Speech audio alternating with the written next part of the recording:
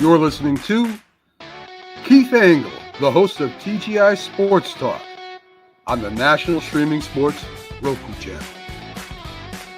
Football season is here, and SeatGeek is my go-to for buying tickets. Now with SeatGeek, every single ticket is backed with their buyer guarantee. We've all had plans change, and when you can't make it to the big game, SeatGeek has you covered. They're the only ticketer that allows you to return your tickets ahead of the event for credit with SeatGeek swaps. So when things come up, I know that my tickets won't go to waste. So what are you waiting for? Download the SeatGeek app to maximize your possibilities and shop live events with confidence.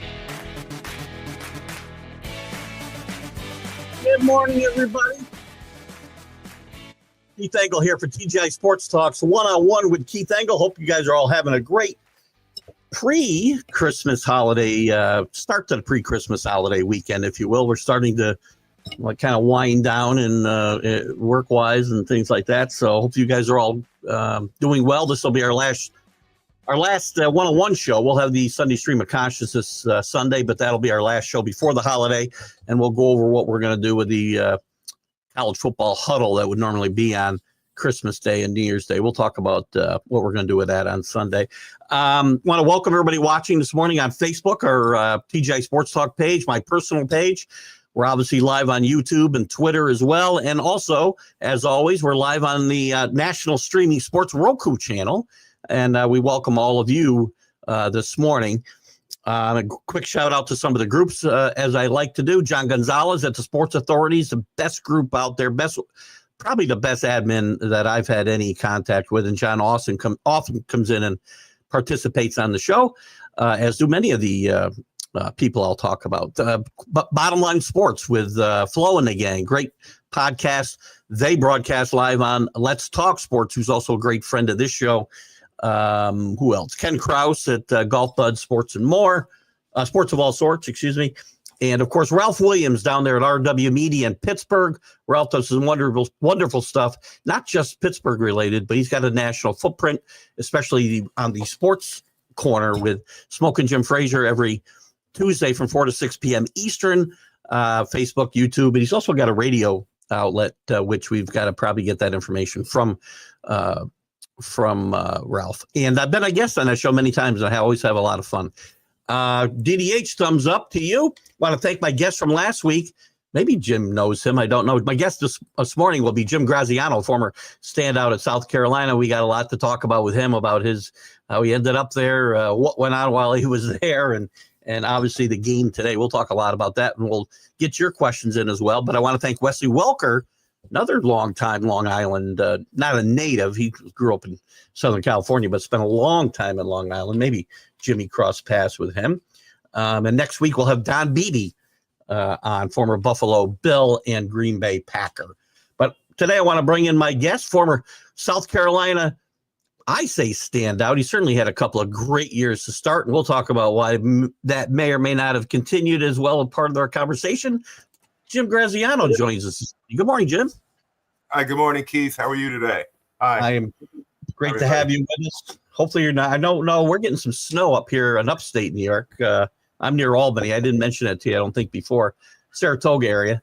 Hope you're not getting any bad weather down there. No, not yet. We're supposed to maybe get some flurries today, but they said maybe some showers with some snow. Yeah, for the holidays. It seems like I've had a plethora of Long Island guys lately. With some ties to Long Island. I mentioned, if you heard me, I had Wesley Walker on, former Jet All-Pro wide receiver, on last week, and he taught out on Long Island for a long time after the end of his career. Did you ever come across Wesley? Or no, I never really came across Wesley. My experience with football is I was a New York Jets fan up until I was about 12 years old, until 1969. They won the Super Bowl. I got into basketball very heavily after that. And after that, well, we're going to talk about my European career a little bit. I'm a giant rugby fan. I prefer watching rugby than I do watching a game of football. It doesn't stop. There's lots of action, lots of contact. It's is there rugby here at all? They do. I think there's a league. There is a league, and there is a professional league, but it's not really it's not as big as it is, of course. Very interesting. But it is a very, very interesting sport, and I think it's growing leaps and bounds as well in the States. Yeah. Yeah, I know some guys from the States. There was one guy, there was a big star in Australia. It was Australian rules football, and I get told there's a difference. I always thought it was the same thing, rugby and Australian rules football, but I understand it's different. But anyway. Yeah, there are, in fact, there are rugby players who have come to and played in the NFL. Yeah. But it's never gone the other way. No NFL player has. No, I don't think any NFL player has the stamina to last 40 minutes running up. It's not the same. It's not the same muscle activity, or it's not the same cardiovascular system either. Yeah, it's not the same. Let's jump into. Let's jump. I don't know how excited. This is like my Sunday stream of consciousness show. I just go off on a tangent here. I apologize for that. But let's jump into you, Jim Graziano. You grew up in Farmingdale, Long Island. You're still on Long Island. Tell us about growing up on Long Island and how you got started. You're a big guy. Obviously, it's probably not hard to figure out how somebody said we got to see how he plays basketball. But who are your influences and some of the great players you might have played with in the New York City area? Oh, well, no, my basketball, pretty much my history goes back to when I was very, very young. I played baseball. I was a baseball player. Didn't really play basketball. I was in a gym when I was 10 or 12 years old, maybe about 10 or 11, and they needed somebody to play. So I began running up and down, not knowing the rules, and that's pretty much how I started. I grew up on Long Island watching the New York Nets, with Dr. J in the Nassau Coliseum. Yeah. And I got involved with that, and then playing in parks, going into the city, trying to play games and trying to find the best competition that I could. I mean, I grew up on Long Island with guys like Jeff Ruland, Reggie Carter. I played with Al Skinner. I played with Walt Serbiak, Wally's dad. Wally had a very, very good NBA career, and now he's a sportscaster for the Knicks. I remember him when he was a kid. Basketball on Long Island was very big. In fact, we had the Long Island guys at that time in the mid-'70s. We pretty much dominated New York State. We had more guys on the all-state teams than actually guys in the city. Very, very large enrollments at that time. My high school had 36 or 3,800 students, and that was just for 3 years. Yeah, we had like maybe 1,200 to 1,250. So it was a completely different time. I graduated about 57 to give you an idea where I went to school. Yeah. But and then I had a chance to progress. I mean, I got very, very tall very, very quickly. In the 6th grade, I was already, I think, about 6'3" or 6'4", and in the 7th grade, 6'4", again 6'4", 6'5". I began dunking the ball, got my confidence. In the 9th grade, I began playing varsity. I played varsity in the 9th grade, and I actually started almost the entire year as a 9th grader. And then my story started pretty much at 5-star basketball camp. After my freshman year in high school, I got a chance to go to 5-star, and that's where I got an amazing amount of exposure. I mean, they put me into a tryout with one of the lower leagues there, one of the divisions at 5-star, and everyone began watching the game. And then all of a sudden, all these college guys, I remember George Raveling coming and watching, and I got moved up to the upper division, and I played going in as a rising sophomore.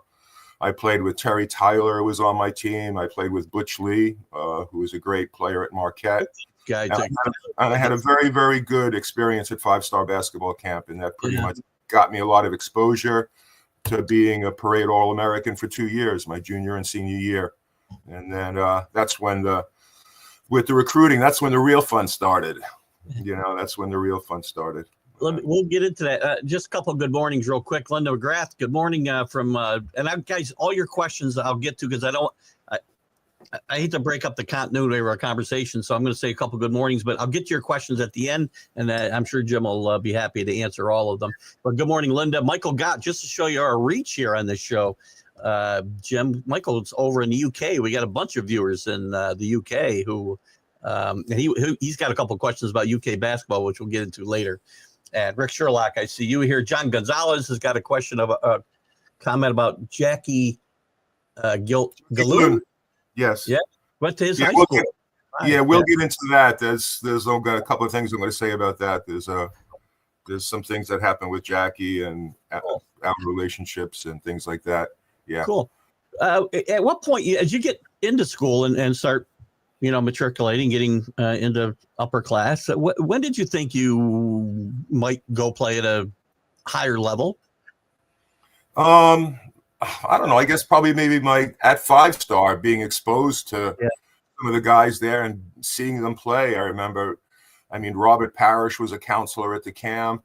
Wow. And 5-star, you can just go through the list between Dick Vitale, Raleigh Massimino, Bobby Knight, wow, Rick Pitino, in fact, which we're going to get a little bit later. Rick Pitino was the assistant coach at Hawaii there, and we'll get into this maybe a little bit later. After some of the issues I had at South Carolina after Donnie left, Rick recruited me to go. He wanted me to leave South Carolina and go join him at Boston University, which would have probably been, basketball-wise, the greatest choice I could have made at that time. But again, we're going to get into this maybe a little bit later about things that happened at South Carolina.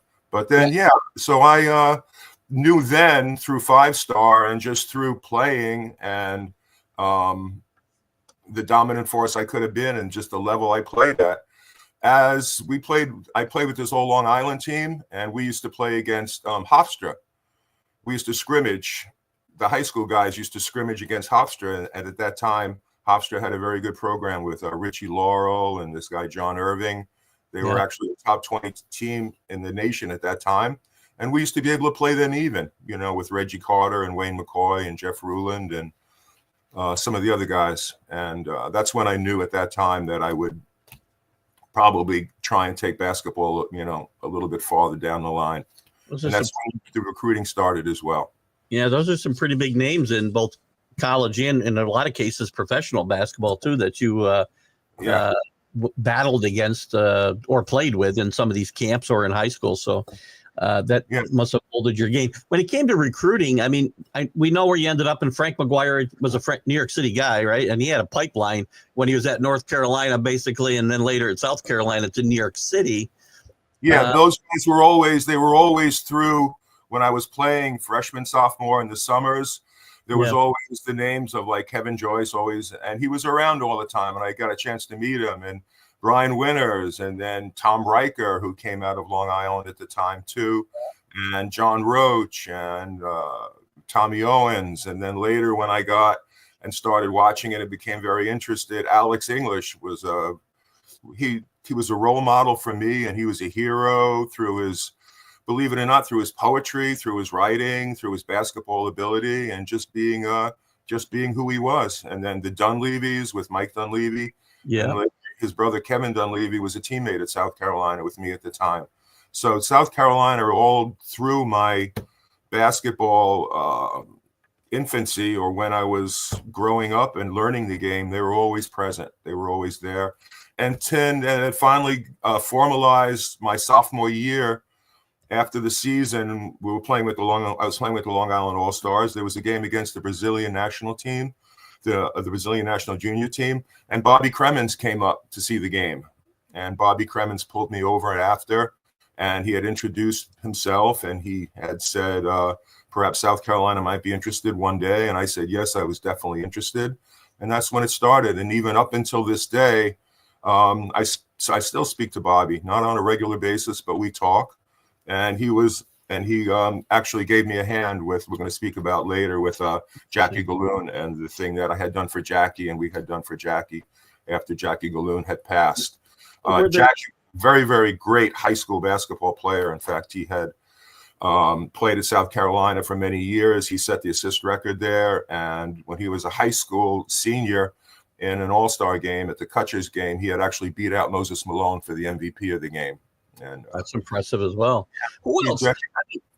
I mean, obviously there was this pipeline, as we talked about, to the south, but who else? There had to be other teams. What about local teams? Was St. John's, for instance, right there in Queens? Were there other schools that were chasing you at the same time? St. John's as well. I had all kinds of great experiences with St. John's. I mean, I have so many friends between like Bill Wennington, Gordon Thomas, again, Wayne McCoy, who played there, Beaver Smith, all those guys from those years, Ralph Menard, all really, really wonderful people. And Lou Carnesecca, and he was actually became close with my high school coach. There was a little clique of coaches at that time. We used to call them the Italian collection because it was Raleigh Massimino, Lou Carnesecca, my coach, Carl Savalli. There was all kinds of other Italian coaches there at the time. And my whole high school team, in fact, went to Lou Carnesecca's camp one summer. And isn't that interesting? Yeah, we actually played a prank on Lou. A teammate and I actually went into Lou's bungalow and we stole it. We stole his TV. Took Lou Carnesecca's television, and after it didn't really consider, throwing me out of the camp. I don't think, because he wanted to recruit me to go to St. John's. But Lou is a fabulous man. I mean, and that's the part of the Long Island thing. Seeing him coach with the New York Nets and always him, being around. It was a big family. New York basketball then was a family. There were the Kings too in the city, both Albert and Bernard King. I got a chance to play against both of them.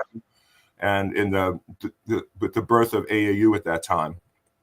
Would you say before you actually committed to go to South Carolina, who was the most serious suitor for you? There was a few. There was Duke, North Carolina, Cincinnati, Las Vegas, and of course South Carolina. They were on the list that I visited, and I can go through either one. Duke had Bill Foster at the time, and we had visited, Mike Jaminski and Michael Corrin and I all visited Duke together. We visited South Carolina together, and we visited North Carolina together. Interesting. And each one of us chose, a different path, a different school. They probably made out a little bit better than I did in the end. I went to Duke, and I don't know what they did, but all I knew that Frank Zappa was playing there at the time, so I kind of scheduled my visit around that, and got a chance to see Frank Zappa. I still am a giant music fan, a giant, rock and roll fan, and a giant music fan. So I got a chance to see him, and I liked the program a lot too. And there was Jimmy Spinarkle there at the time. Eugene Banks came in. Yeah, they turned into a pretty good team. They had that was the birth of Duke basketball, even before Coach K got there. Yeah, Bill Foster kind of made their bed. He got things started, and then of course North Carolina, Mitch Kupchak was a very, very good high school player on Long Island, went to North Carolina, had a fabulous career, went on to have a great NBA career, and later a greater career in the front office with the Lakers, did a lot of wonderful things. And North Carolina was very, very interested in me. In fact, and to tell you what a great man Dean Smith was, even after I had chosen South Carolina, for 10 or 15 years afterwards, Dean Smith always sent a Christmas card to my parents. Oh, that's cool. Yeah, he was the epitome of class. What about, you mentioned Vegas. Did you have interaction with Jerry Tarkanian at that point? What was that like? There was a very, very famous or infamous, I don't know, famous thing, I guess. Jerry Tarkanian was interested in developing the program at UNLV. So he was a big gambler too, and this is how this connection all gets. Believe me, it ties into Frank. There's a whole way that it ties together that I found out about much later. Yeah. So being a big gambler, he knew that Tark they were friends, wanted to build his program. So Tark said, listen, there's this guy, Jimmy Graziano on Long Island. Can you maybe go out and give him a call and see if you can get him to come to a UNLV? And for me, it wasn't interesting from the get-go, pretty much, because I wanted to go to a school and I wanted to actually learn. I know it may sound insane for a basketball player to actually want to go and do something and get out of college, but I wanted to write. I wanted to be a writer. So I wanted to go to journalism school. And Las Vegas at the time was considered tumbleweed tech. I don't know. It probably pretty much still is. I don't think a lot of people actually go to UNLV for the academics. So I was away at 5-star basketball camp, or I was somewhere going into my junior year, I think. And it wasn't even my senior year. And my mom gets a phone call one June or July night. The phone rings and she answers it. And the guy says, "Hello, is Jimmy there?" And she says, "No, who is this? I can take a message." And he said, "This is Frank Sinatra." And my mother, because we used to play phone pranks on each other, my mother said, "Yeah, and I'm Ella Fitzgerald." And my mother proceeded to hang up the phone. And right back, Julie Rizzo called back. Julie Rizzo was Frank's right-hand man. And I remember the name. He explained to my mom who he was, and this was, really legitimate. And Frank would like to maybe sit down and, speak to me about going to UNLV. And I did. I got a chance to meet Frank in Las Vegas. I met him in New York. And supposedly later on, again, my parents and I had trouble communicating about this at the time, or all through my recruitment. Supposedly he had offered my father a restaurant in Las Vegas if I would come and play at UNLV. But at that time, again, that was the birth of their program. Yeah. My freshman year, we would have gone to the Final Four. They had, Robert Smith, Glenn Gondersack. There was another Sudden Sam Smith. They had a very, very, very good team at that time. And they were the running rebels of UNLV, and it kind of fit into my game too, because that's the way I like to play. I like to get out and run as well. It's interesting. Real quick on Frank Sinatra. Frank Sinatra actually was part of a big interview on this show, believe it or not, on a sports podcast, because I had Tom Dressen on a couple of years ago. If you remember, the comedian from out of Chicago, Tom Dressen, back in the 70s, he was huge. But he opened for Sinatra for like 15 years. So a big part, and he's a huge sports fan, huge Chicago sports fan. That's why I had him on. And we had a great conversation. And Sinatra, he told me some great stories about traveling with Sinatra for 15 years. So it didn't even end there. After I had actually chose University of South Carolina, there was a steak place, a big dinner place in Manhattan called Jimmy Wesson's. And in the entrance to Jimmy Wesson's, there was a very, very nice oil painting of Frank Sinatra. Of Frank McGuire, I'm sorry. So when Frank had come in to have dinner, on the way out, he had saw Frank's picture on the wall. And actually, Frank was actually connected through gambling with Frank Sinatra and Jerry Tarkanian. He looked at the picture of Frank. He took Frank's picture off the wall and said, you know what? If Frank can have Jimmy Graziano, I'm going to take Frank's picture. I'm going to take Frank with me. And he walked out of the restaurant with Frank McGuire's picture. That's too fun. And then I got a chance when I visited there. I got a chance to meet him. Again, as we had already spoken in New York, but I had gone to watch their practice, and very, very impressive. They had a very, very wonderful program at UNLV. But if I would have gone there my freshman year, I would have played, I think, in the Final Four. I think they lost to North Carolina. They did. Yeah. Yeah. And my sophomore year, I would have been out of luck. That's when they began. That's when they were put on probation.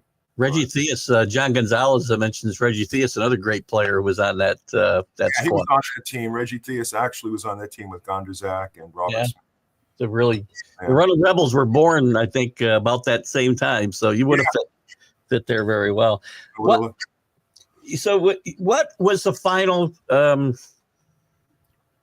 Why did we choose South Carolina?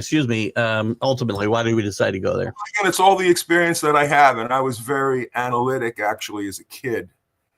I had wrote down all of the schools, and I had made a list of criteria for each one, and I rated them 1 to 10 between, I don't know what some of my criteria was. But then South Carolina came at the end because they had a good journalism school. Dean Roggins, who was a very, very wonderful man.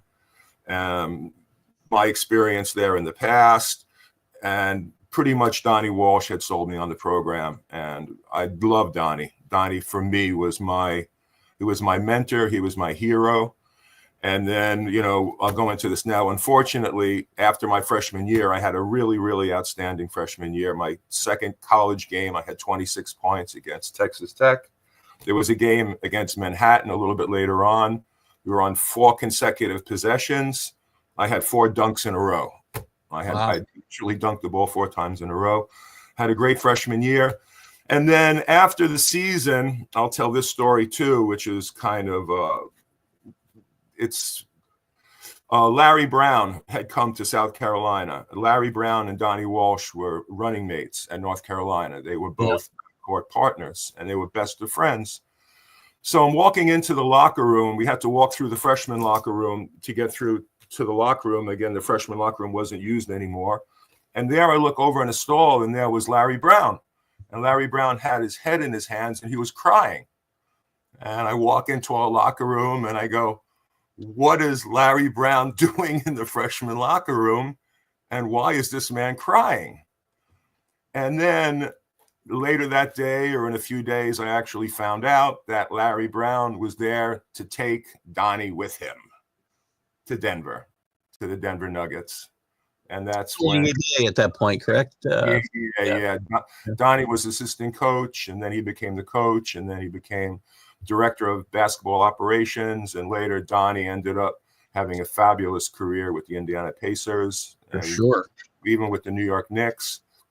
And and so then Donnie had pretty much sold me on the program. I ended up staying a little bit after he had left. Well, I ended up staying there anyway, had a pretty good sophomore year, had a chance to play with Jackie Galloon. That was probably my best year, my sophomore year there. We went into the NIT and got knocked out by North Carolina State at the time, who was also a burgeoning program. I think it was right before Jim Valvano had gotten there. And that's about it. And then, but again, through my recruitment at South Carolina as well, things went on then. There was no NIL, but there was guys getting money. And, that's shocking. No, but there was guys getting money. But Frank McGuire had a thing that he would never give anybody anything, that wasn't done by them. And I said, well, you know what? That's going to be a condition for me. And it happened. I ended up getting a car, and that too, and nobody else really was in the same situation. And I found that out how good it was for me. In the end, it might have very, very bad repercussions. And then it finally did, because there was some animosity, not only with other players, but it ended up with Coach McGuire. It didn't really end well. My career obviously didn't end well at South Carolina the last 2 years. But was your relationship with Coach McGuire ever good? No, not really. And then I found out that Donnie pretty much, and then I found out just thinking about it, okay, Tom Owens, great big man, great career, formed by Donnie. Tom Riker, great big man, great thing, formed by Donnie. Alex English, great big man, stayed there, formed by Donnie. And I was on the way. And then when Donnie left, pretty much the entire South Carolina program, I would say, guys don't want to hear, people don't want to hear it, but it pretty much crumbled after Donnie left. I mean, Donnie was the backbone of that program. I believe in my mind, as soon as Donnie got there as a 26 or 27-year-old assistant coach, that he pretty much ran the program or ran the teams. I mean, I've spoken to guys who have played that, and they said that Donnie, between Brian Winters, Kevin Joyce, Tom Riker, they felt that Donnie was the guy, and Donnie was the guy, he was the mastermind behind Frank. I know I have a great deal of respect for Coach McGuire. He had some wonderful years, won the championship in 50, even before going back to St. John's, won the championship, right? Yeah. Brought the sport to South Carolina itself, and had some fabulous years then in the early 60s up until the mid 60s with teams. But it was really Donnie, I think, who brought the team into, 70, 71, 72, when they got to the Final Four a few times, and really developed the program. And then, unfortunately, after Donnie had left, I think, that was it. And it didn't get built up until, and ironically, the year that I had left, 1980, who came into play? But Bill Foster took the program over, who was the coach at Duke. Right. And, just to give you an example about how really bad the thing was, Zam Frederick actually sat on the bench at South Carolina for 3 years. And then his senior year with Bill Foster goes on to lead the nation in scoring. So right there, it shows a little bit of the confusion that was there at the time. Yeah, you talk about Donnie Walsh, and quite frankly, I didn't know how involved in the program he was until I was reading about your story. And because I know Donnie Walsh, obviously, from the other places you had mentioned. So he's instrumental in all these guys coming there, and you say he's run the program. Your first couple of years there were very, very good, and then he leaves. and I'm sure this happened to a lot of other guys, was he, I mean, game day? I mean, was he instrumental in that part of it? Was he running the team practices? 100%. And being a mentor and being a disciplinarian and being a father figure as well. Just a little side note about Frank too. And I found out this before speaking to one of the guys. Before I got there, South Carolina was playing Notre Dame on national television. And the morning of the game, in the pregame talk, Frank asked all the guys, do you guys know why we're playing Notre Dame on national television? And some of the guys said, well, it's going to be maybe Adrian Dantley against Alex English. The fact that, I don't know, that maybe both our teams are ranked.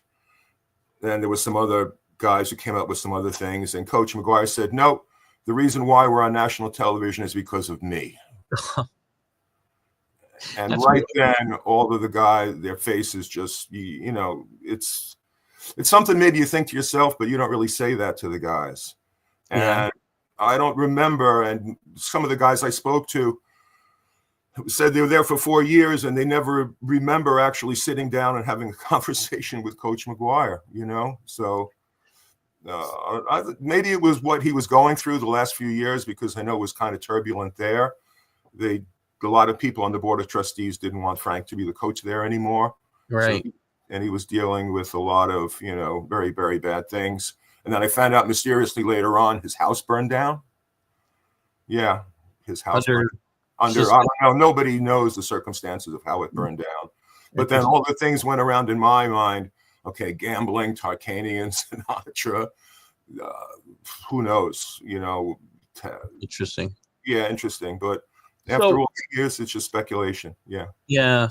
So, I mean, his last couple of years there coincided with your last 2 years there. And again, I think you had some injuries. You can speak to that. But I did.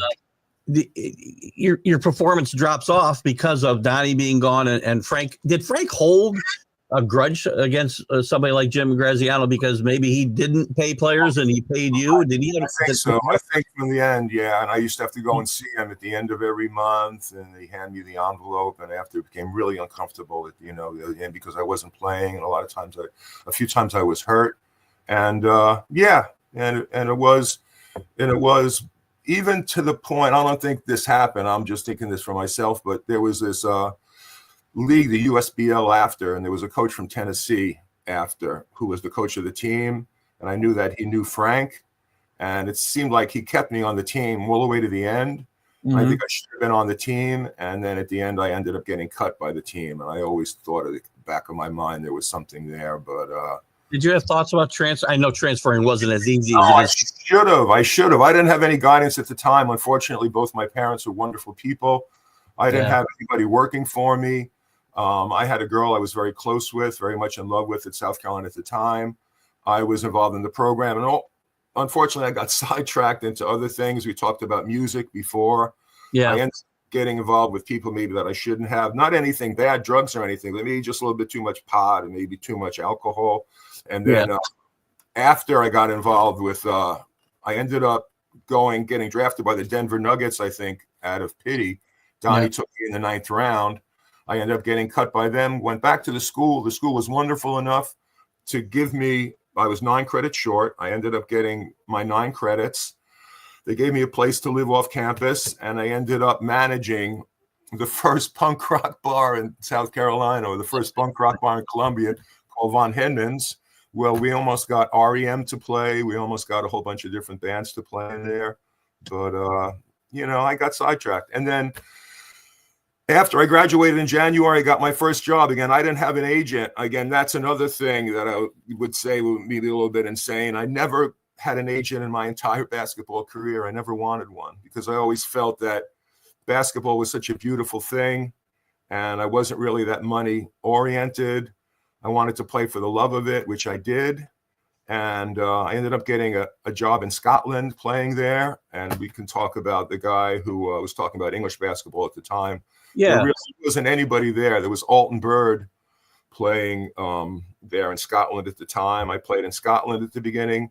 Then I got a job in Chile. in Valparaiso. I had a wonderful little experience there. Got a chance to go to Belgium.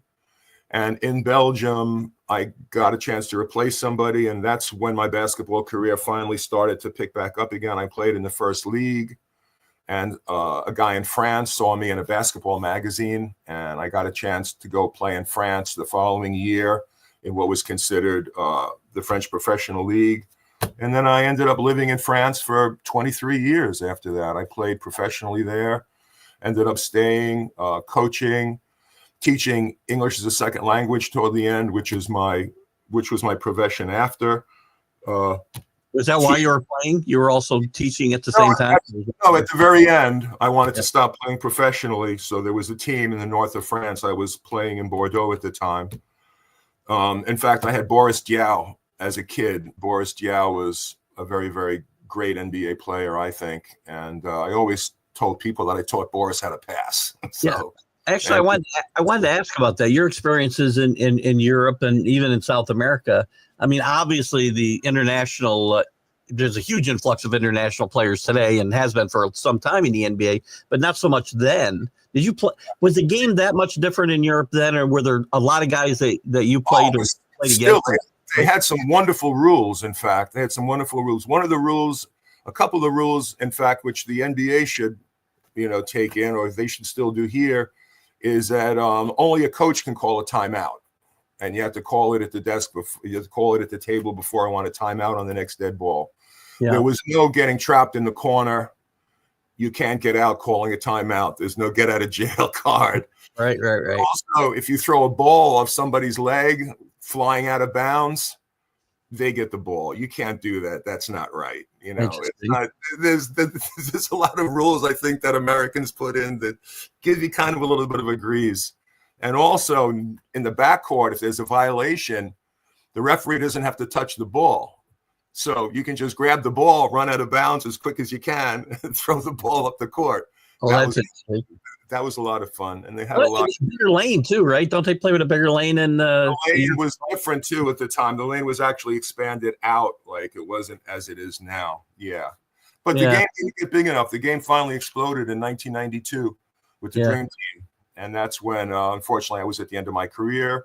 So I took the position of there's a team in National 3 in the north of France, or National 2, where they needed a player coach and they needed somebody to teach English at the Chamber of Commerce of Amiens in the Somme, which is north of Paris. So I began my ESL teaching career there, which I have done ever since then. And I got it after my career. I moved back to New York. And since then, 4 nights a week, I worked in different schools. I teach immigrants to speak English. That's cool. It comes to the fact too, I never had an agent. And it comes back when I was educated. I mean, I was educated in the 1960s, and I don't know, I actually listened to learn that perhaps money isn't the most important thing, that it's more important to do things for people and to be a nice person. But unfortunately, I always say that the greatest generation turned into the greediest generation, and the baby boomers, we've pretty much bankrupted everybody.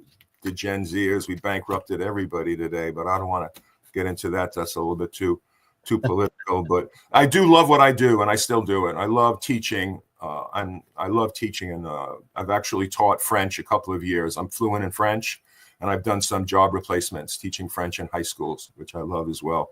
And that was a chance too. Like, I love learning a different culture. I love learning a different language.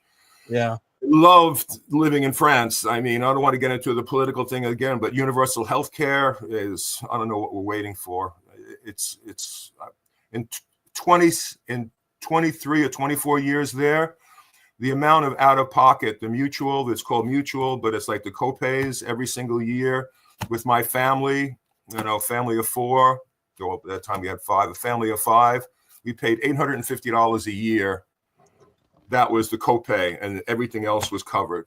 Dental, medical, all the other insurance there. And just French Europeans lived life, the whole quality of life is so much better, What brought you back after 23 years to the States?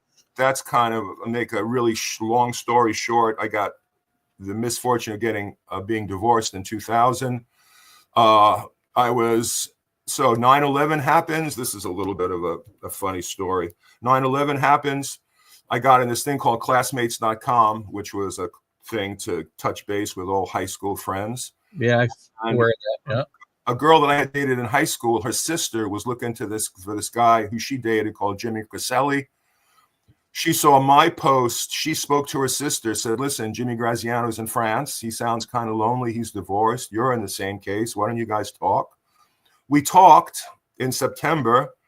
November, for her birthday, she came over to France to visit with her girlfriend. I ended up doing a long-distance relationship with her until 2006. And then she wanted to move to France. And she was a midwife. She's a nurse practitioner, OBGYN. She has many degrees, many master's degrees. But to move to France, she would have had to start cleaning out bedpans again and going back to nursing school. Yeah. Because no reciprocity. So I said, it will be much easier for me to move back to the States. So in 2006, I sold my apartment in France, moved back to America, and began coaching high school basketball at Cold Spring Harbor. So there was another with the Walt and Wally Zerbiak connection there. Yeah. I had some very, very, very good years there. We won, a couple of years. I had guys at Cold Spring Harbor. If anyone's familiar with Cold Spring Harbor, they're pretty much all lacrosse players.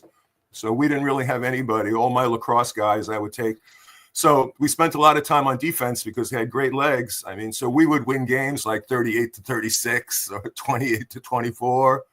We played great defense. We couldn't throw it in the ocean, but we had that. And I went on to coach a couple of years after that at a parochial school.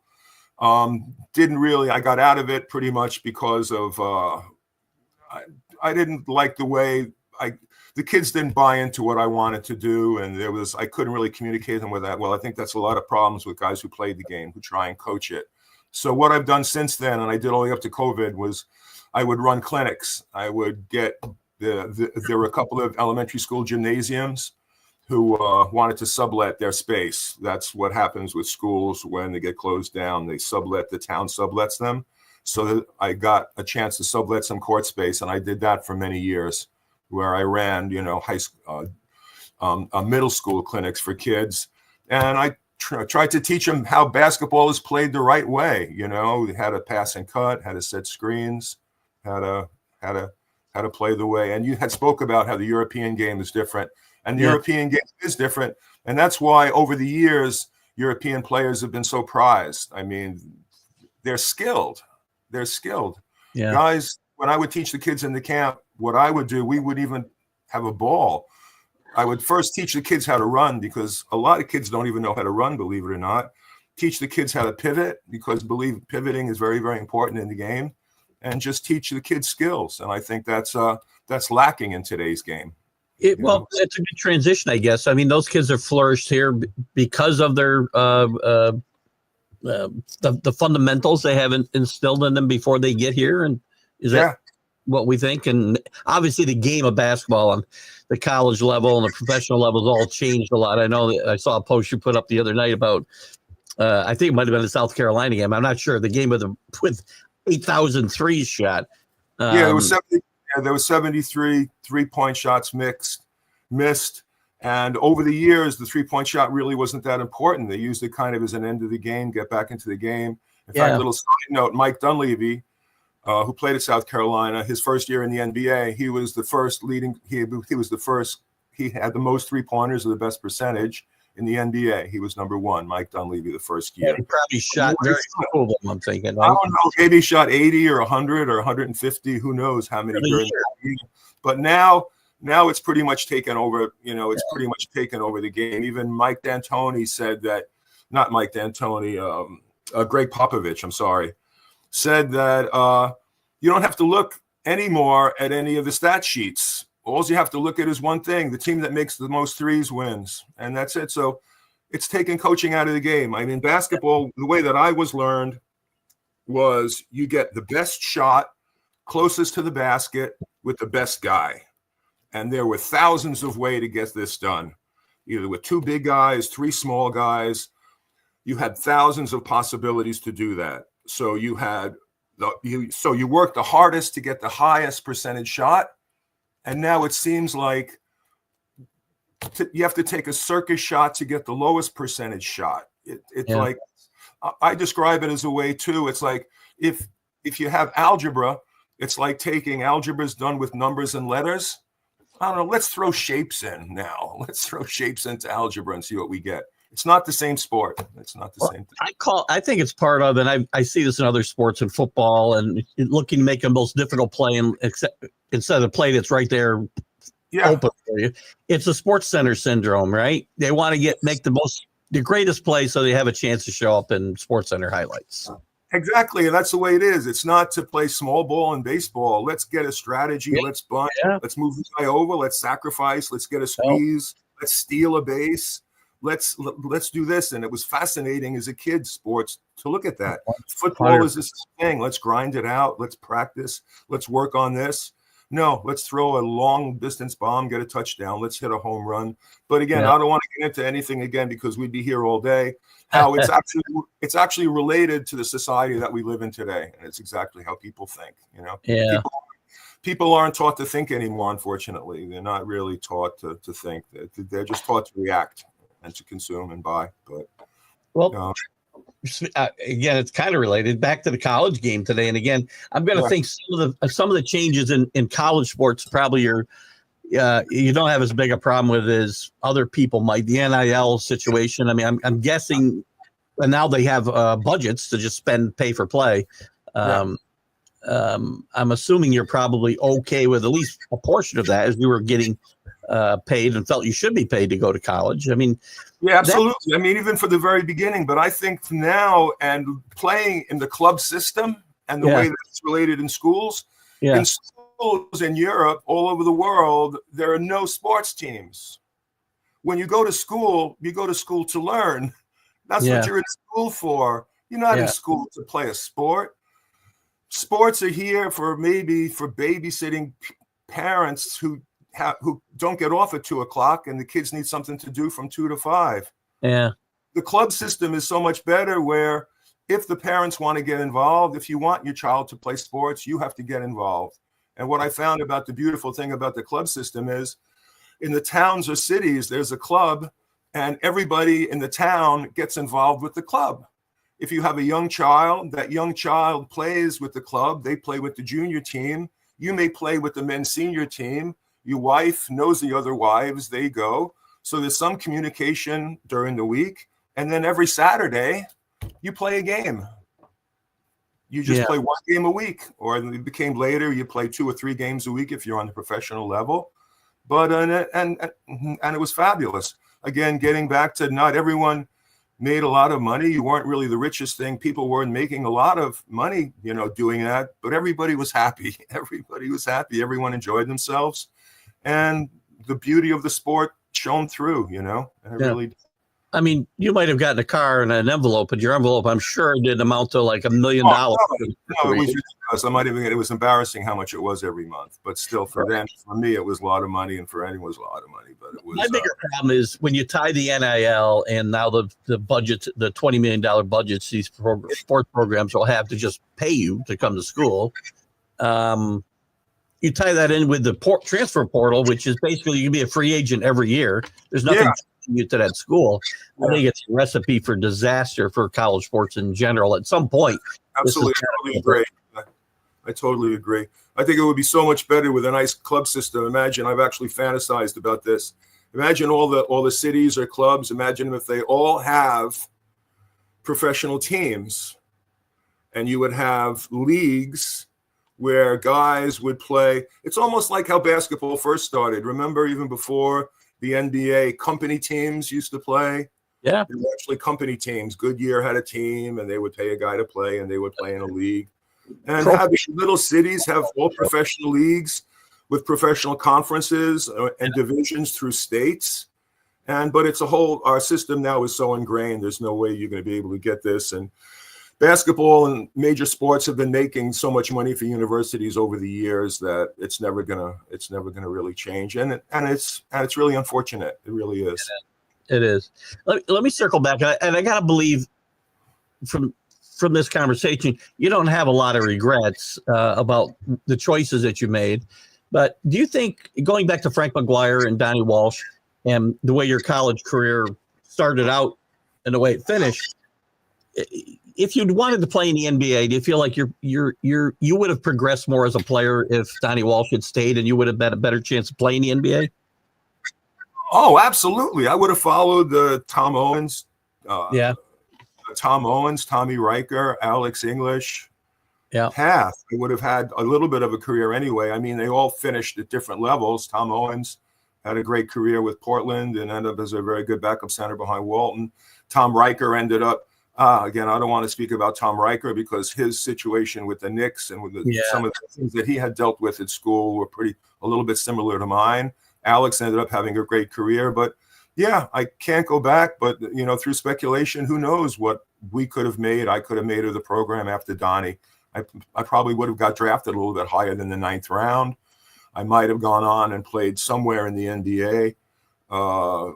But again, I just lost my drive in college too. I mean, that's it. As far as professionally, kids you have to love it, and you have to go out there and practice every day.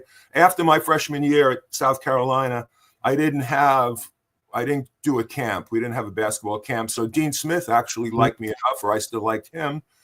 I went to work Dean Smith's camp, and there was a young kid at the camp. In the mornings, he would go out and shoot. And before breakfast, what is that knucklehead doing out there so late? So early. And then after the games at night, we had to close the lights. And come on, that kid's got to get off the court. What is he doing? And he was always working before lectures, before games, after games. And North Carolina, guess who that guy was? You can probably guess who he is. Michael Jordan. Yeah. So there's really no secret. Everyone says Michael Jordan, this and that, how great he was, but there's no secret. And you have a guy in the name who, in fact, a lot of people say bad things about him because he's destroyed the way the game is. But Steph Curry's the same way. And Steph Curry is a total gym rat. Larry Bird. Yeah. Larry Bird used to get into games. He used to get into the arena. If the game was at 8 o'clock, Larry would get there at 5 o'clock or 5:30. And for an hour before the game, he would just run around the entire arena before the game, just to get loosened up, to get warmed up for an entire, unheard of, things going on now. Guys did it for the love of the game. John Howard. Yeah. Chris Mullen's another guy. You talk about gym rats. I always read about Chris Mullen and his work ethic he wasn't the most physically gifted player in the world, right? And he just turned himself into a great player. He did, absolutely, through hard work. And for all the young kids out there, I don't know if there's any watching, but for anybody, there's no substitution for hard work. You just have to go out and work as hard as you can. Yeah. I'm going to get this. I want to get to the questions we have here, and before we wrap it up, I want to circle back a little bit because the game has changed so much with realignment and all that. Yeah. South Carolina was in the ACC before you got there. Then they were an independent. Then they went to the SEC. Being an independent, which we don't even have hardly any of today, there's a handful. That's it. Basketball, I don't know if there's any. Football, there's 3. Rivalries, right? In the conferences, you've obviously got rivalries, but as an independent, you have rivalries as well because you're playing the other independents. I'm guessing Notre Dame, Marquette. I know we've got a Marquette story to talk about here. Who were the big rivals for South Carolina when you were there? Am I on target there, or are there others? Of course, Clemson, because they were in state. Yeah, Clemson, of course. Can't remember my freshman year, running onto the court. I think they played at this place called Little John Coliseum. I think that was it. And I remember running onto the court and seeing people dressed in orange and crazy orange heads and orange things and screaming and hollering, and just that atmosphere was very unusual. We had some very, very good results against Clemson at that time, who had some very good players. Larry Nance was there, Moose Campbell. They had a very good program. And but they were in the ACC, of course. But some of our independents, getting back to that, were both Marquette and Notre Dame, which we had a little bit of success in at that time. Was there with Bill Lambier, who, no disrespect to Bill Lambier, but I had never played against a dirtier guy in my life. I followed him around his entire career for sure. When the game started, right off the bat, it started ringing up and down. He started pulling on my shorts and tugging on my jersey. And I actually just turned around and said, "What the fuck are you doing? What are you doing? Why are you doing this?" And then later on, because I kind of played basketball, unfortunately, as a non-contact sport. Not really a non-contact sport, but I didn't really go for any of that stuff. Yeah. But it was bad. And then another incident that happened my freshman year against Marquette, the second year, my sophomore year, we'll get it on those story. We played a little bit better. Marquette, we were playing up like into the first half or the middle of the first half, towards the end of the first half. There were like maybe 6 minutes left. I got a rebound through the outlet pass. Everybody was out except for a guy who came into the game to guard me.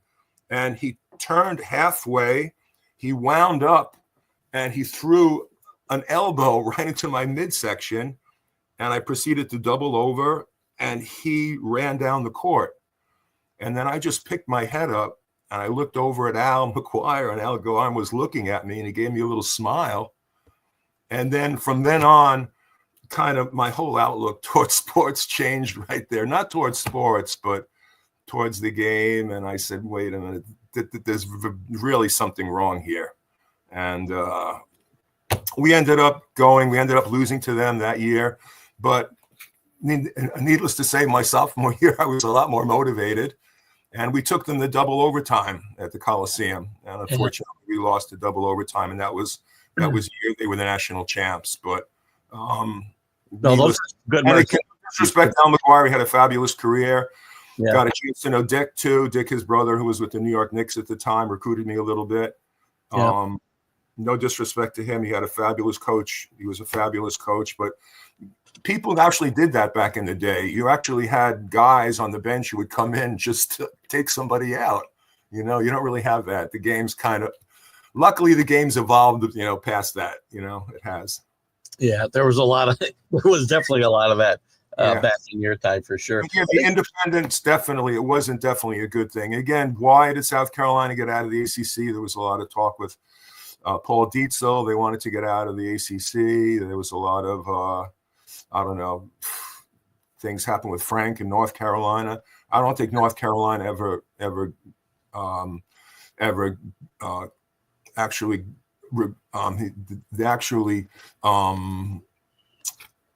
put up with Frank leaving North Carolina when he did. And I think that was really, really bad. There was a lot of bad blood between North Carolina and South Carolina at the time there for Frank leaving. Yeah, he played a lot. They played a long time in the ACC after he left North Carolina. So that must have been some interesting matchups, I'm sure. Yeah, very much. And they were, there were. Absolutely, yeah. Would you have preferred, you played your entire career there as an independent. Would you have preferred to have played in the ACC or the SEC and played in a conference and had that experience? Oh, of course. I would have got a chance to play against my buddies, against Michael Corrin, all those teams, yeah. And then we didn't speak about Tennessee as well. Tennessee was on my list as well. And I got a chance to know both Ernie Grunfeld and Bernard King. They recruited me at that time. It was the Ernie show. They had a fabulous program at that time. Who was the coach there then? That was it was Ray Mears. Ray Mears, right. Ray Mears was the coach at the time. Yeah, they had some really good teams. Let me just look at a couple of the questions that were here that I didn't. We talked about John Gonzalez brought up Jackie Galloon, who went to his high school. He was a legend. He passed away a couple of years ago. We're sorry to hear that. And I think he's got another comment here. I think this is later on. Is he talking about Jackie was also drafted by Denver? It's still Jackie we're talking about? Yeah. And again, losing Donnie, I guess Donnie tried to hold Jack. But again, talking about mentors, and again, drinking didn't really ruin my career because I ended up doing something with it eventually, but happened with some other guys. Jackie and I became friends. We were friends. Jackie ended up playing in Argentina after he came back and worked in New Jersey as a teacher. And I would see him every time or sometimes when I would come back. And unfortunately, Jackie had lost his apartment in West New York because of that. A family apartment that he had, he ended up getting evicted. Yeah. And Jackie passed away and nobody really had done anything. So what I did then was I decided to start a Jackie Galloon Memorial Fund, and then I switched it into. I knew that he played at a park in Jersey and West New York. So what I tried to do was get the park renamed after him. That was a little bit much because it was George Washington Park, and no one would want to. So that was pretty much a dead end. But I ended up getting the basketball courts there named after Jack. It was the Jackie Galoon Memorial Basketball Courts in Washington Park in West New York. And again, silver lining, some people called me from West New York when I tried to do it through the town. I had to jump through hoops to get it done. They said, it's never going to get done. You're never going to get this done. I ended up getting it done. And what I helped doing was nobody really in that class communicated. And I ended up getting all those guys who played in the 1970s back together again. And it was really, really a great thing. It was, and if I do anything great in my life or did anything great, it was doing that thing for Jackie. And it was great because I got a chance to speak with Kevin Joyce, who I hadn't spoke with in years. Again, I had touched base with Bobby Cremins, and Bobby Cremins actually wrote a eulogy for Jack. Jack couldn't really, Bobby could attend, but I read the eulogy there for Jack. Yeah, Jack was a pocket Pete Maravich. I mean, in fact, what I had done was I wanted to get clips. I wanted to get some stuff to show at the event about Jackie, but listen to how college coaches are a little bit crazy. I had called the school. This was way before. And I said, listen, is there any way we can get any film of South Carolina in those days? But listen to what one of the assistant coaches for Bill Foster did. He took all the VHS tapes from Alex English going all the way back to, I guess it started after John Roach and those guys, probably back to the beginning with Kevin, when Kevin was a sophomore or freshman. Yeah. He took all the tapes and he erased over them. Everything is gone. Everything, all our games, everything. Alex English, Mike Dunleavy, John Roach, gone because Bill Foster and his team wanted to show how money conservative they can do, and they can reuse these VHS tapes over again. I hope they didn't tape it like episodes of Dallas or something over them for crying out loud. He wanted to use them for practice or for something. So the people at WIS-TV in Columbia was so nice that one of the guys or some of the sports guys in there, I can't remember their name right now, they actually went into the basement of WIS-TV and they fished out. They went through, I guess, hours, and they found, I guess, at the end of all of the TV news programs at night, they would always give a recap of the game. So they were nice enough to put a package together for me for that. And I got a chance to get those together, and we showed them at Jackie's thing. And I also got it, and I sent them to all my teammates because none of the guys had any, they didn't see what they looked like when they played. And it made a lot of my teammates happy. A lot of guys. That's a pretty cool effort by you for sure. And John mentions what a great backcourt at South Carolina with Jackie and Mike Dunleavy. They were a great team. But again, how basketball has changed. That team, Mike Dunleavy, Jackie Galoon, Tom Boswell, Alex English. Imagine that team getting onto the court at Madison Square Garden at the Holiday Festival against Princeton with Pete Carrill and the motion offense. Oh, yeah. Bradley was going though, right? Yeah. Guess what the result was? And this is how it can never happen in today's game because it's no longer a thinking man's game. Princeton ended up winning by almost 20 points because they just backdoored them to death. There was no 24-second clock. They held on to the ball. Yeah. They ran them ragged. They set picks. They moved away from the ball. Guys turned their heads. They got lost. And I don't know. Maybe if I would have seen that game, maybe I would have thought twice about coming to South Carolina. But that's just how the game's changed. That could no longer happen today. You can't. There's no way to outcoach. Guys don't get outcoached anymore. There's no way of outcoaching. It's just who gets out there and makes the most threes, who's hot, and it's a little side. That would change if they. Again, it's never going to change. Did the shot clock change everything in basketball? Is that where it started? It did. Even in fact, I don't know anything like this, but John Roach was a great player at South Carolina, and he was the one who instigated the 10-second rule.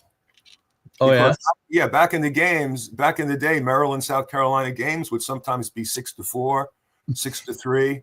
There was a stretch like that. Let's hold the ball for the entire game. Yeah. And that could have been your strategy. Yeah, but the 24-second clock definitely set a lot of precedent. Pete Carroll's team scared a lot of big teams back in the day. If they didn't beat them, they at least scared the hell out of them for sure. Yeah, they held on to the ball for as long as they could. Yeah.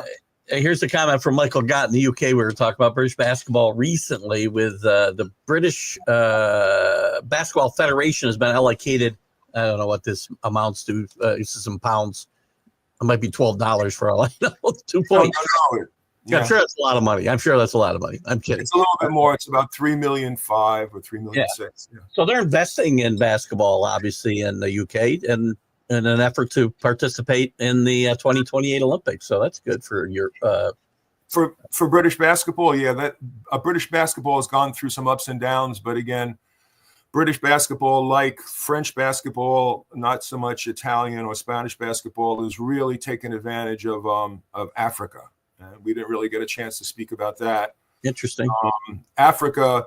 Ben Jobe was a coach at South Carolina. He was my assistant. Ben Jobe took over as Frank's first assistant after Donnie had left, and Ben and I were kind of close. And we spoke about 10 years ago.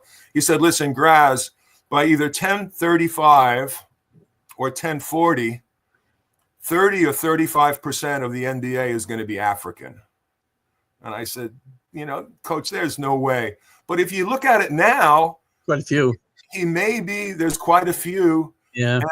And with the gentrification of African Americans, and black and the teams in Africa, like the team in Sudan, those guys went so far, and they've been playing outdoors. There is even a gymnasium there. There's so much. A good friend of mine, Tommy Davis, works with Tony Parker at NBA Africa, and they do a great job. I think the NBA is investing a lot there to to bring the game. But all of there are now a lot of Africans in the game and coming in, and through England as well, through Kenya and those colonies. The game has grown in Europe, a lot. That's good. It's become a worldwide sport for sure. Rick talks about, you mentioned Jeff Ruland, who he was a great player at Iona, and had a good NBA career as well. Jeff Ruland was a beast. In fact, my senior year in high school and his junior year, and we killed him at Sachem. And Jeff wasn't really half the player I was, which was about to suddenly change. And talking about working and getting with the right people. Yeah, Jeff had a great senior year at Sachem, and then he had the wonderful luck to get with a great coach, was Jim Valvano. And Jeff actually grew 2 more inches, put on another 40 or 60 pounds, and Jeff doesn't have the same mentality that I do. Jeff's a killer. You know how they say, like Bill Guy, when guys are really tall, they tend to be a little bit timid and maybe not speak a lot because they feel that their height is a little bit intimidating anyway. Jeff, it didn't really make a difference. Jeff was a big, bruising, wonderful guy, and he still is. He still is a wonderful man. In fact, he ended up losing his career, and maybe this was just a rumor, but Jeff was a great all-star in the NBA. Yeah. And he didn't have a lot of fans in Boston.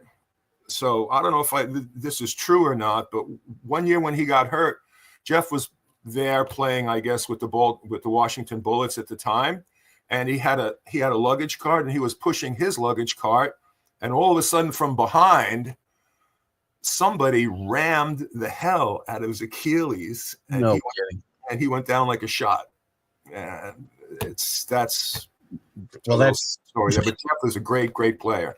And a great Long Islander. Talking about the Long Island of that time, Long Island was a hotbed for high school basketball. And there were Jeff Rulands and guys my size. I would play against guys 6'9" who were talented. Mark Ivoroni, who had a little bit of career, played there too. Wayne McCoy, and you can go down the list of guys who. Ton, you've mentioned a lot of them, by the way, today. Jim Spanarkel, who we talked about, played across the river in Jersey. Yes. Great career at Duke, a little bit of an NBA career. I think he's still doing announcing, I think. He's announcing, he is, and he's a wonderful man. In fact, such a nice guy. You know how hard it is sometimes to find people or to contact them? And please don't do this with Jimmy, but I got on to, White Pages, and I found a phone number, and I called it, and his wife answered the phone. And I, hold on, Jimmy will be right here. And I spoke to him. He couldn't, unfortunately, get to Jackie's memorial because he was away for a wedding. Yeah. But Jimmy Spinarco played on those wonderful Duke teams with Eugene Banks and Vince Taylor, who I'm in contact with still through Facebook, and of course Mike Jaminski, who had a wonderful NBA career. I've been trying to get Mike on the show, and he hasn't responded yet. I know he's got a story. We talked about some guys who have gone through some travails, and I know Mike has, and I would love to get him on to tell his story, but I haven't had any luck yet. So, yeah, Mike had a little bit of some personal issues that went on, but again, a great player. Again, guys will come out the other side. If you can say it, you're better for it. So it's exactly. It's great to see. So if you're watching, Mike, get back to me. Yes. You have mentioned a lot of big names today, and not necessarily your teammates, but who are the craziest players that you've come across in your playing career? Oh, some of the craziest players, some of the offbeat players I played against. Yeah. I don't know. It wasn't really something I can really think off the top of my head. No, not really. Bo Ellis was kind of wild. He introduced that long jersey. Bo Ellis had a career. Not really a lot of unusual guys or crazy guys. I can't really think off the top of my head crazy stories. Probably if I did and I thought about it for a while, I could come out. If one pops in, throw it out there. We were talking before about Michael Koren and all those guys. A bunch of guys you mentioned had gotten to Final Fours with either Duke or with North Carolina. So and Butch obviously won with Marquette, as we talked about. So yeah, but they said Mike and the Tar Heels lost that game to Marquette. Yeah, in 1977. Yep. In true transparency, when I was a kid, I was a big Marquette fan. I don't know why. I liked Lloyd Walton and Butch Lee and Bo Ellis and they had Jerome Whitehead. Yeah, they had some great players, and Al McGuire just seemed nuts. And you obviously ran into that in an interesting way. So yeah, he did. He had some very, very unusual ways to go about it. We lost that game at the end because the guy who killed us was a guy who we didn't really say. A guy who made I don't remember his name, but he came off the bench and really lit it up. I think we tried to double team Butch, and I don't think that really worked out too well. But yeah. Here's a couple. I've had Butch Lee on the show too. He was he's the only guy I interviewed. He had his wife in the emergency room or something, and we're doing an interview, and he's in the waiting room. Yeah. So he was dedicated to come on the show. I thank you, Butch. I just chatted with him because I watched an old roast of Al. I get watching all this stuff, and it was an old roast of Al McGuire, and he was very funny doing it. Butch Lee was. Yeah. But getting back. Yeah, go ahead. We had maybe Georgetown. They I think were an independent too, and they came in too. They had quite a good team, and I remember playing at their place. They played in a little tiny gym in Georgetown at the beginning of George Thompson's wonderful run that he had there, even before Patrick. They played. Yeah, they were kind of independent. It was like the old ECAC, but it was just a group of teams. It wasn't a real league. So back in the day. Sonia talks about Foster going from Duke to South Carolina, and then Frank Martin comes in. Real quick. Frank Martin. Yeah, I have a little bit of thing there about when the Barclays Center first opened, I guess, maybe 10 or 12 years ago, even before South Carolina had that great run where they went to the Final Four. They were coming up to play at Barclays. So I got in touch with Jackie Galoon. He goes, Graz, listen, let's call down to the basketball office and let's see if we can get some tickets to the games. Let's see if we can get something going, and let's all go to the game. Let's see what we can do. And so I called down to the basketball office. I still know what it is. It's one of those phone numbers where you never forget. It's like when you were a kid, your house phone, you never forget. Right. So I called and I spoke to the people there, and I said, listen, South Carolina's coming up to Brooklyn. I remember who they were playing, but they're playing at the Barclays Center. You think we can get some tickets? And the secretary said, no, Coach Martin has taken all of the tickets for himself. So all of a sudden, Frank McGuire saying, this game is about me, came rushing into my head, and I grabbed my head. I go, oh no, they got one of those again. But I got a chance to speak to Casey Martin and before the game. And I said, listen, maybe I can help Frank a little bit, with recruiting here in the New York area. And then there wasn't much noise at the Barclays Center during the game. And periodically, all you can hear was Frank screaming at guys either on the court or on the court. He took guys off the court, was about to grab them, but didn't, but just got right in their face and screamed at them right there. And then after that, I said, Casey, I'm really sorry. I really respect Frank a lot, but he's not my idea of a coach. And it comes back to Bobby Knight at 5-star. I mean, seeing Bobby Knight at 5-star when kids didn't pay attention in lectures, throw balls at their heads, hitting them right in the face. And no one's saying anything, and you wouldn't even blink, because who are you to disrespect and not listen to Coach Knight? Or guys sitting on basketballs and kicking basketballs under, from under them. Yeah. So that kind of came to mind too. But again, Frank has actually evolved as a coach. You don't see that anymore in the way that he coaches. And even to the point where he had a fabulous run with South Carolina and bringing them into the Final Four, with just defense and hard work, talking about how hard work was. What went wrong there? I mean, the South Carolina team he took over was pretty downtrodden at the time, and he built it up to they had 25 wins and went to the NIT, 26 or 7 wins the following year and went to the Final Four. But then the momentum kind of stopped there. What went wrong? I really don't know how well, but to give Frank Martin kudos and to say an absolutely wonderful man he was, he put together the 100 years of South Carolina basketball. He was behind that in 1990. Was it 1997 or 1996? He had 100 years and they had the top 100, and he brought in all the alumni. And since then, there's a little bit, the Legends Weekend is very popular now. Guys get together and guys actually speak to one another, which they never did before. And what that happened in South Carolina, I have no idea why. I guess they felt that he didn't take the momentum and didn't grow the team, and they didn't win a national championship.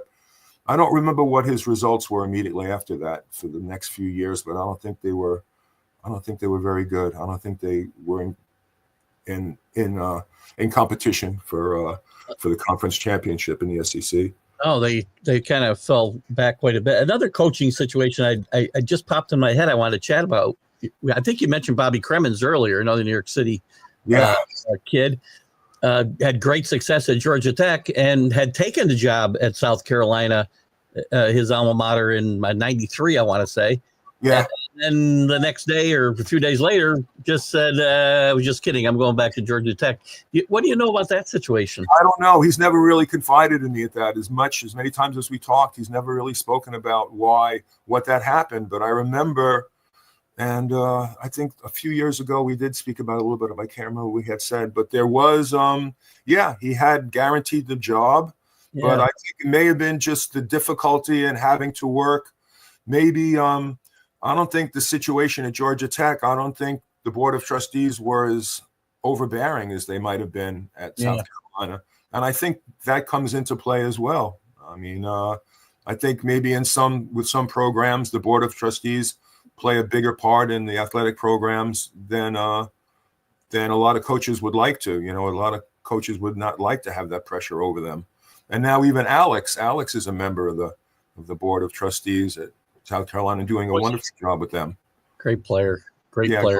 And their fortunes are on the rise now. I mean, with Lamont Paris has done a great job there over a couple of years, and they went out in the first round of the tournament last year, but had a real good season in the SEC and overall.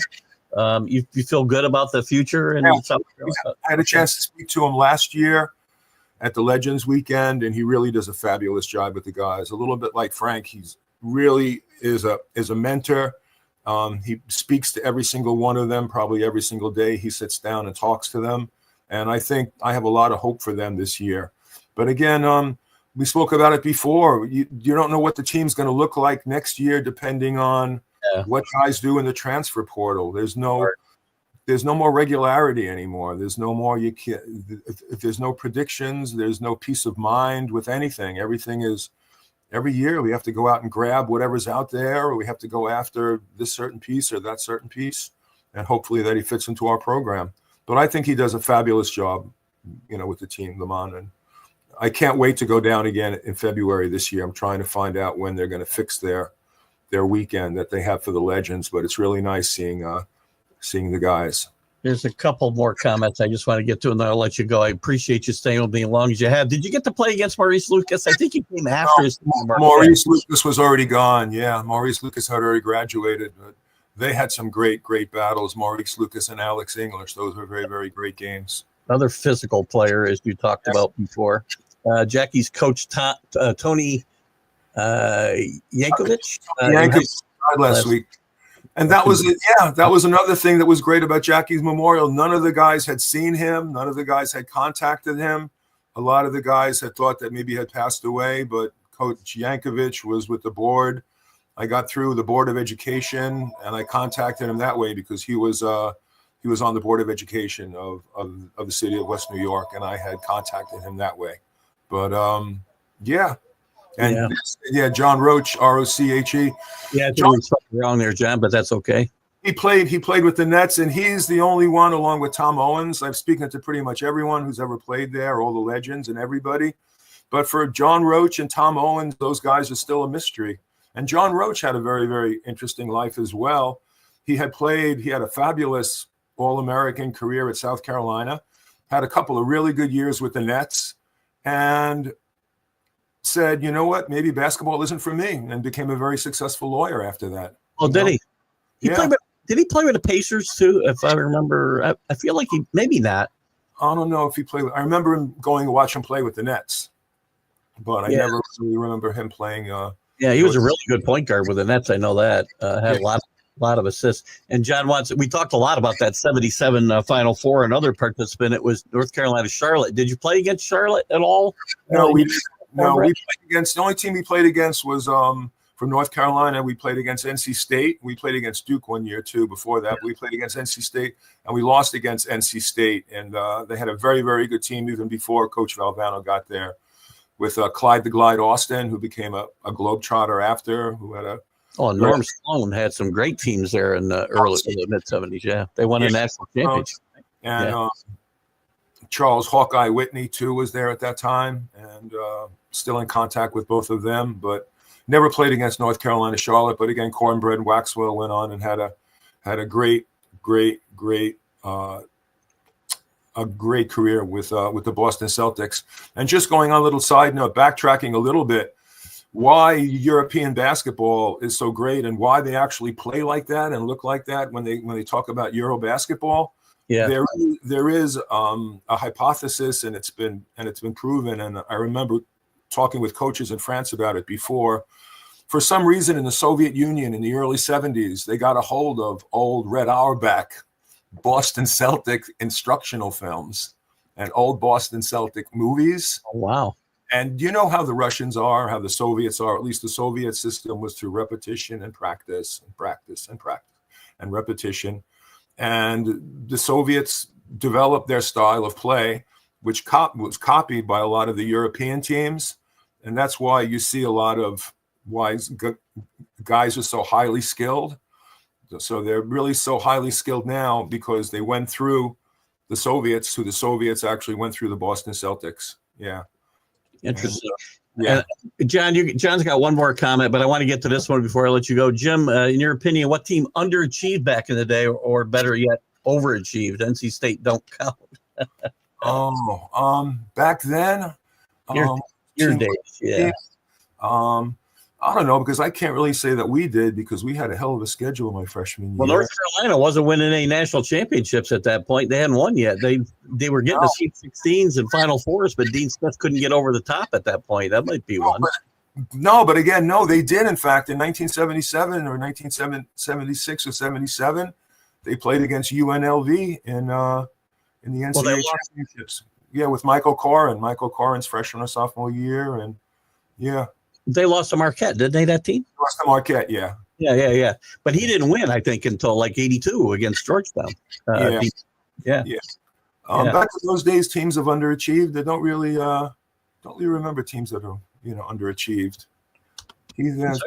And I will say, John's last thing is he's got the best. I mentioned at the top of the show, John has got a group called the Sports Authorities, and you want to get in there. He's got a lot of former athletes in there, and it's one of the best groups on Facebook. And I think you'd really enjoy the experience. So I'll give John the shout out there. Give John or again, John, Jimmy Graziano at yahoo.com. Send there you go, John. Give me an email. It's fairly easy to remember. I got in the Yahoo thing back in the day. So us old people, we got very, very simple emails to learn. I still have MSN.com myself, as you saw yesterday. So I'm Jim, I'm going to let you go because I got a meeting coming up here at 10:30. Right. But I really appreciate you coming on today. I had a blast. And thank you so much, Keith. It was wonderful speaking with you. I wish you luck, your South Carolina Gamecocks luck. I'm still looking for a futures bet for the NCAA champions. I'd like to get some value, so I don't know. Maybe we'll put a couple dollars on South Carolina. All right. Yeah, we didn't get into that too, sports betting, which is you know what? We can have you back again when we have some time. And I've really enjoyed the conversation. The Long Island guys, I have the best conversations with. I don't know why. You guys are the best. I don't know. We had a very, very good education anyway. The Long Island school is the greatest. But, well, my father-in-law passed away just after last Christmas, and we miss him a lot. He was a teacher out in Long Island, in Smithtown, for years. So I can vouch for that for firsthand, I guess. So, all right, Keith, thank you so much. Thank you, Graziano, my guest today, guys. We'll see you Sunday with the sports authorities. The Sunday stream of consciousness. We'll see you later, guys. Have a great weekend. See you Sunday morning.